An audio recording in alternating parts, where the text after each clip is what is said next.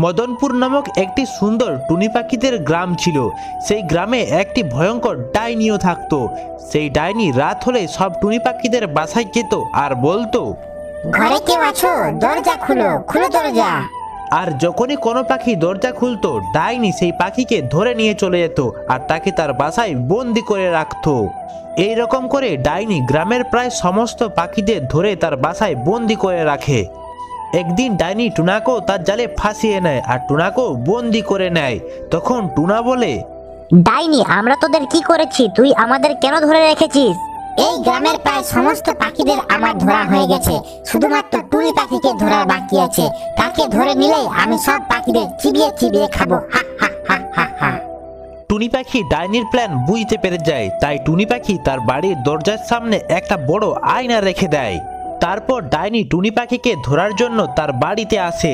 সেখানে ডাইনি নিজেকে দেখে নিজেই ভয় খেয়ে যায়। তখন ডাইনি তাকে ধরার জন্য জাদু করে আর ডাইনি নিজের জালে নিজেই ফেঁসে যায়।